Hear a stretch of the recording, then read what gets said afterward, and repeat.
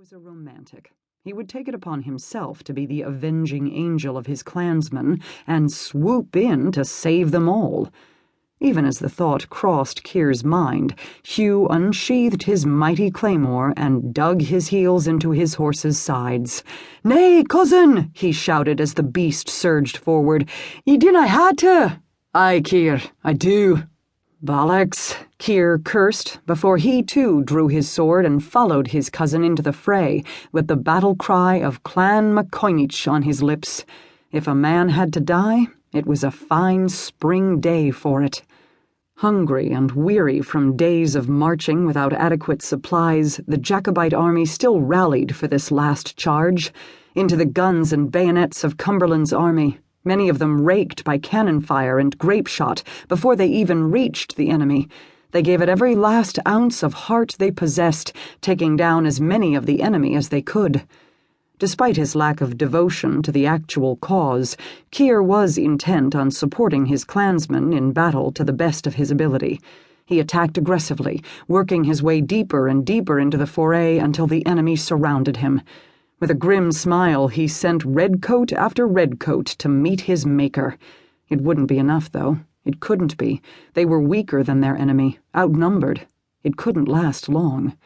The scream of a horse drew his attention, and he saw Hugh go down, rolling away to escape being crushed by his injured mount.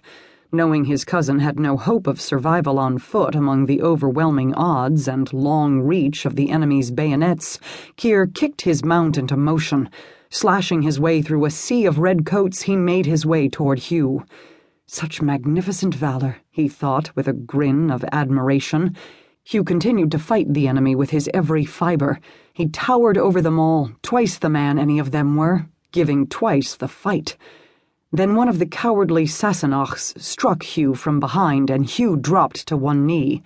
Fear for his cousin's life surged through Kyr. He was just close enough to see that his cousin had been pierced in the leg by a bayonet. Judging by the angry expression on Hugh's face as he turned to face his attacker, the spineless Sassenach didn't have much time remaining in his life. The redcoat turned tail and ran like the coward he was. Despite the injury to his leg, Hugh gave chase, working his way through the battlefield with but one target in mind now. The fight in the Jacobite army diminished now, and their slaughter assured, the horns ultimately sounded for the Jacobite retreat. Still Hugh kept after his prey, chasing him across the open moors to the south and through the rubble remaining of the park wall, which had been destroyed to make room for the Highland dragoons to advance. Finally breaking free from the fringes of the fray, Kyr kicked his mount into motion to follow, determined to save at least one life that day. It was with some amusement that he realized his cousin was far more fleet of foot than a man of his size should be. He gained on his quarry far quicker than Kyr was gaining on them. Hugh would get his man shortly, then Kyr would take him up, and together they'd leave this place before the Hanoverians began taking prisoners. The red-coated Sassenach looked back over his shoulder in terror. Hugh was but an arm's length away. However, before Hugh could grab him, the Sassenach fell out of sight, swallowed by a gaping hole. He yelled for his cousin to beware. Hugh skidded and stumbled, trying to stop his forward charge, but it was too late. With a shout of alarm, he too fell out of sight.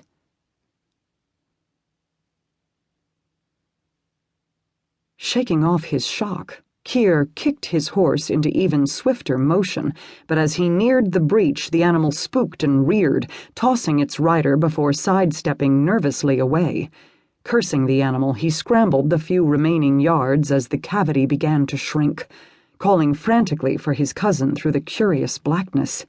He was as spooked as his mount. He'd never seen such an oddity before, a chasm that appeared from nowhere. So black that he couldn't see into its depths, could not see his cousin below, or hear him over the whipping wind shrieking around its mouth. Gathering his nerve, he thrust a hand into the void, hoping a hand might clasp his own, but there was nothing within. He felt nothing beyond an odd tingle stretching up his arm before he yanked it back. "Hugh!" he called again, frantic now. "Hugh!" He scrambled away from the shrinking precipice when a white bundle sailed from the hollow, landing with a soft thud not far away as the gap closed.